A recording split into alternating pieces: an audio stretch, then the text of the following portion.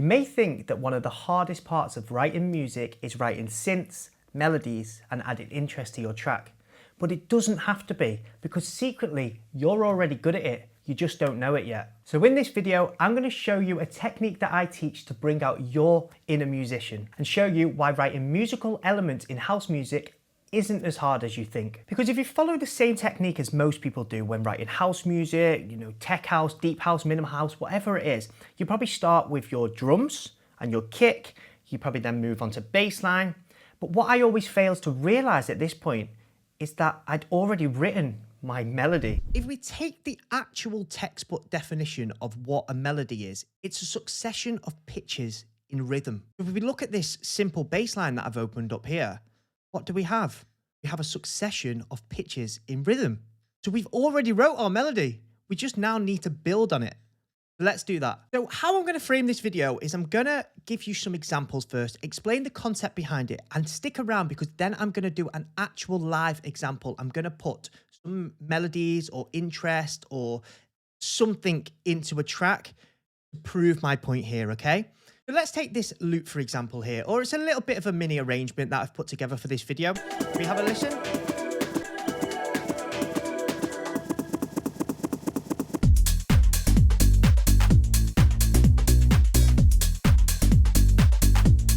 Now, what do we notice about this? Well, the bass line is the driving force and the lead element of this track. It's a melody.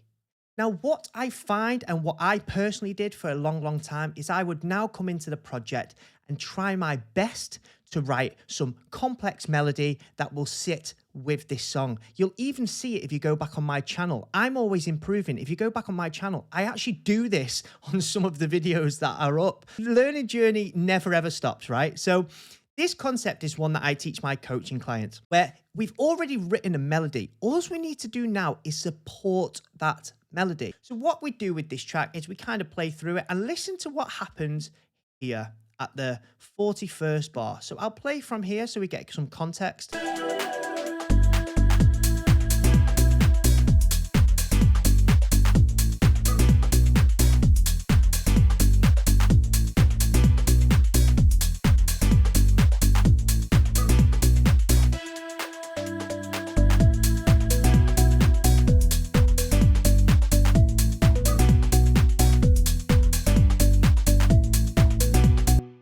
So you hear that organ melody comes in, but it's taken me no time to add that whatsoever because all I've simply done is copy my bassline melody onto a new channel and I've gone into a synth. In this case, it's been the M1 organ. And then simply I've just added or taken away some notes. And again, I'll give you a live example of this in a minute. And what I've ended up with is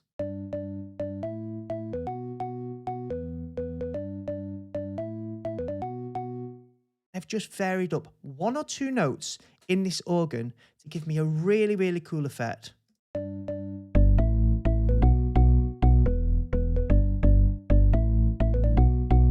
Melody, done. Lead, done. I've not come in and done anything fancy whatsoever. I've taken the melody that we already have in our track, copied it, and added a new sound. That is when the melody of the bass line is the driving part of the track, like so. But let me give you an example of when you do need to add melodies. So let's take a listen to another loop.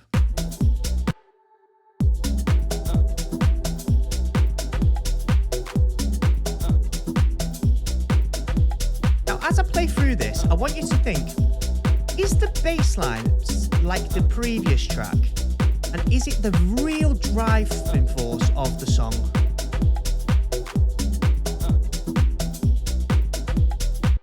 And in my opinion, although it is a melody, the bass line always has to be a melody, it's not right up in your face. It's not the driving force of the song. We kind of latch on to all the interest and the synths that I've added instead. Take another listen.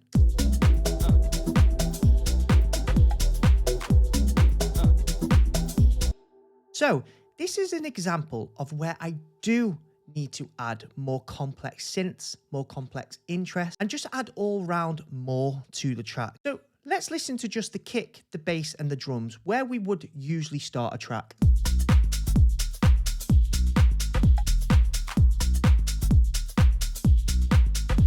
You can hear it sounds nice, but it's kind of bland. We need a lot more to make this track interesting. Now let's hear what I've added to create the interesting effect.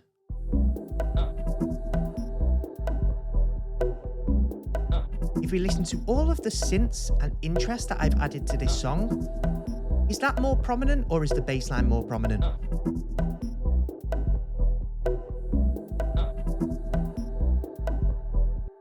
Well, the thing we naturally latch onto are the interesting things on the side and the kind of melodies that are coming from the synths. That's what we're latching onto. The bass line is just kind of sitting underneath the track, rumbling away, carrying the track a little bit. But it's definitely not like the first example where the bass line is up in your face. So what I'm trying to get across here is we need to make decisions. We can't have both. We can't have a really complex and in-your-face bass line and really complex and lots of synths. We also, on the opposite of that, can't have a bass line that's sat in the background just kind of rumbling like this one is with a lack of synths and interest. You need to make a real informed decision. What is going to be the driving force? What is going to be the lead of the track? Is it going to be your synths and interest, or is it going to be your bass line? Because if it's your bass line, it's easy. We just need to follow the melody that we've already written. You're already good at writing melodies because you can write a bass line, which is a melody. Let's actually do this live and show you how it's done. Okay, let me show you what this sounds like. Don't get caught up of what's going on in the break. Ignore that. Let's worry about the beat, okay? But I will play the break first just so you get a kind of concept for how the song's coming along. Keep busting.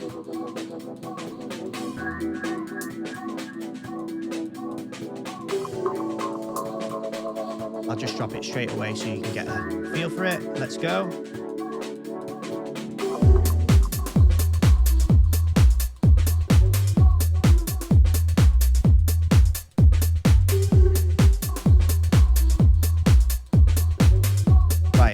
Step number one, if you haven't got headphones on already, by the way, put some headphones on. This has been made in headphones, so I'm not quite sure how that's going to sound on speakers. I can see that I've not added any kind of mid-range to that bass line, so it is just raw sub right now. So you will need headphones to hear that. So first thing I think about is this bass line that I've just written. Let's imagine I've just written this loop. Is this bass line the driving force of the song? Let's listen again.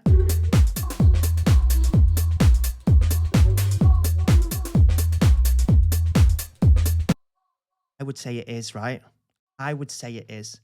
In this scenario, I'm not going and pulling out VSTs and trying to make any kind of complex melody. I'm going to take the bass line and I'm going to see what I can do with that. Now, a nice thing I like to do first before writing this melody is give a bass line switch up. My method behind that is, what would you do if you had a lead synth? Would you leave the same loop playing throughout the whole song? Or would you vary it at times? Well, of course, you're going to vary it. Same goes for the bass line, because that is our driving force.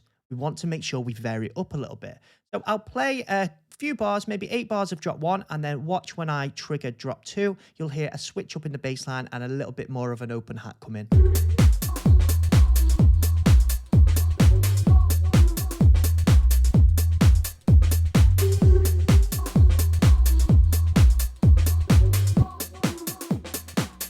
Go.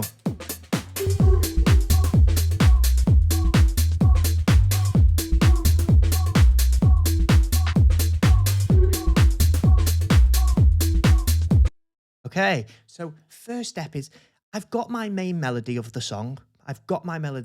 What can I do with that to make it more interesting? Simply all I've done is copied drop 1 down and I've varied up the bass line ever so slightly. Now, I don't know how this is going to turn out. This is completely live, so I'm just going to go and get literally any plugin. It might take a little bit of trial and error here, but it's nice to see me put effort in and not just present perfectly mixed and, finished songs. So I'm going to use SynthMaster 2. It's one of my favorite plugins just because of the modulation that's already built into most of the presets. And also the preset library is absolutely huge, which actually can be a blessing and a curse at the same time.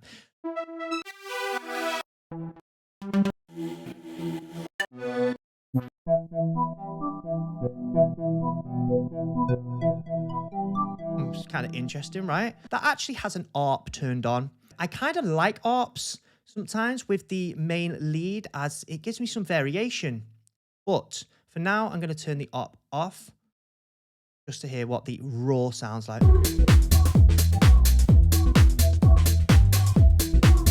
Okay, and I would give that maybe a 6 out of 10. So what I do at this point is I want a lot of options. I will duplicate that bass line again, rename it so it's all nice and tidy, or let's call it lead 1, lead 2, and just give myself some options.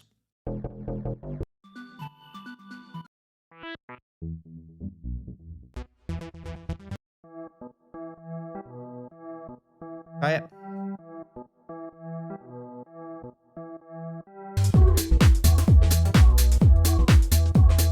Not massive fan of that, so I'll just go to the next one. I'm thinking maybe we can edit this one. EDM as hell. Ooh, I think that's interesting, but how can we correct it to make it sound good? My bass line didn't have any mid-range in it, so I can afford, remember me saying a minute ago that my bass line is just raw sub at the moment. Oh, it is a square wave actually, but it's quite low down in the octave, so I can afford to have a little bit of mid-range here. So let's have a listen. A little.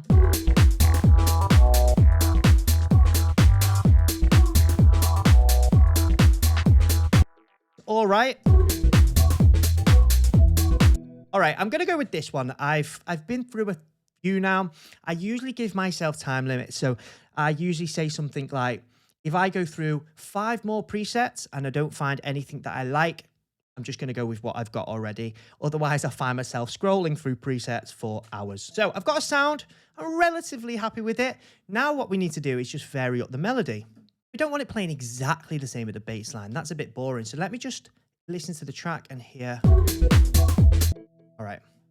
All we're going to do is simply go through here now and add or take away or move some of these notes. So what I like to do is, remember, swing happens on the 2nd and the 4th 16th note. So I know instantly I can add more groove by moving that off the beat. And that's going to add some swing into this melody for me. Again, this is hitting perfectly on the offbeat. Maybe I could move that one over as well. Let's maybe add a note in here. Ba-bum, ba-bum, ba-bum, ba-bum.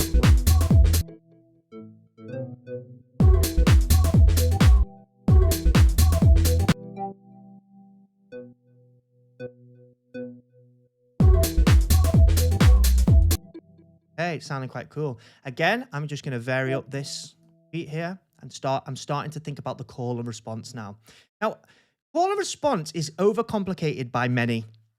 With call and response, it's quite simply, we take duplicates of 2. So if we have a 2-bar loop, we vary up the 2nd bar. If we have a 4-bar loop, we vary up the 4th bar. We're just taking duplicates of 2 every time. So the next one would be, if we have an 8-bar loop, we have the first 4 bars that call, the next 4 bars that respond. I want to prove my point with call and response. Duplicate it. So now we have a 4-bar loop. The first 2 bars call, second 2 bars respond. All I'm going to do is vary up the end of this 4th bar. So let's have a listen. We can simply add or take away 1 note. Bum, bum.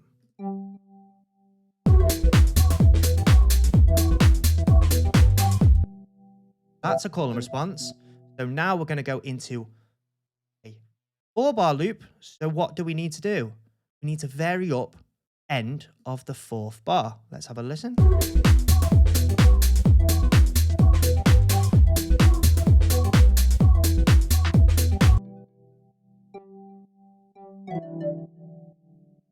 Ba-ba-bum. I'm hearing there.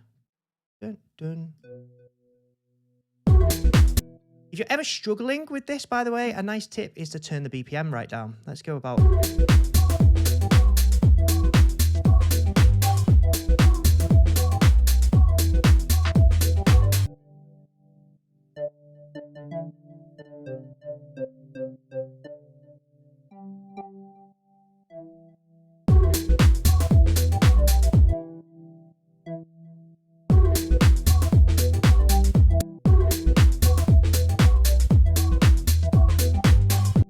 That's nice. That's a bit of a better call and response.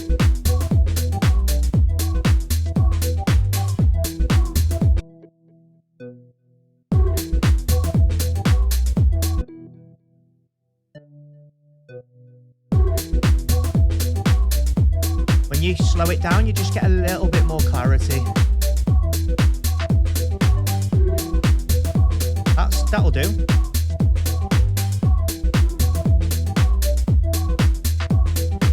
I think that's sounding all right. So what I'm going to do is some quick processing on it to get it sat in the mix a bit better. I'm just going to go with, I'll go with some classic Ableton reverb. Reason for that is so that everyone can copy. I just want to make it a little bit more distant. Quite a big decay.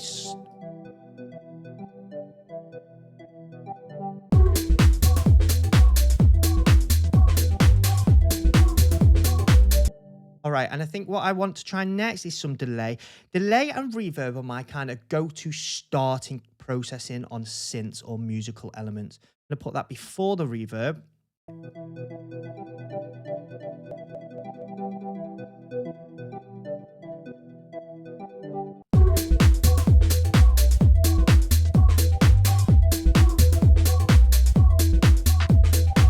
And I'm going to go for some chorus on that too. Now, it already has some processing within the synth. Got to be careful what you're putting on it here. You don't want to, like, if it's got a phaser on within the synth, you don't want to be putting more phaser on it because you'll get some phasing issue. So, I'm quite happy with where that's sat in the mix. I don't think it's too bad at all, especially now it's a bit more on the sides. Let's just try the chorus. What we want to do now is kind of test how the track is evolving. That's why I like to kind of do this in session view after I've made a basic loop. You can go from drop 1 first.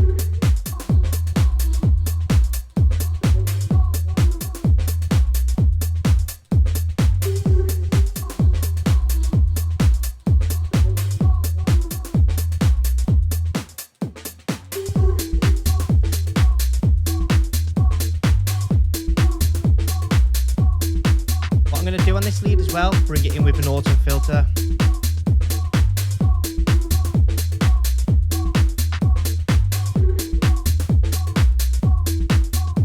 Right, let's see if we can hear that. I might have filtered it a bit too much, but let's go. Oops.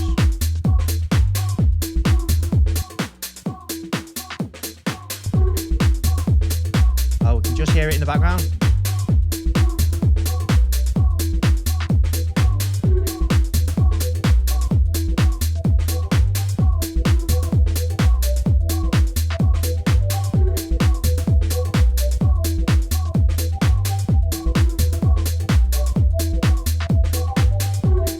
Bringing some other elements in here, so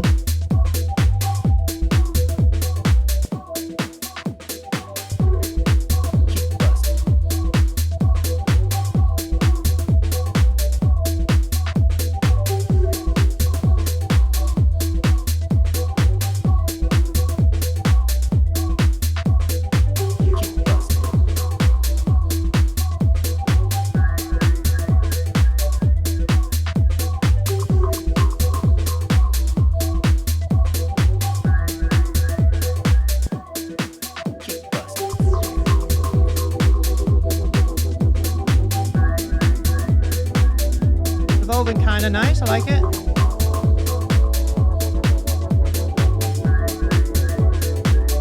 Go into the break.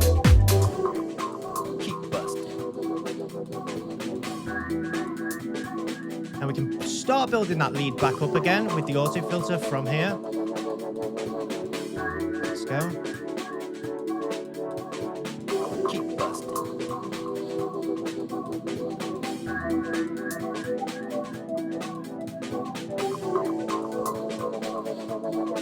just randomly drop it. I kind of like random drops. Let's go.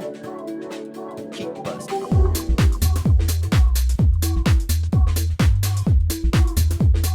Yeah, sounding nice. Nice and minimal. I like it. And then I've basically got all my sections now. I just need to arrange it.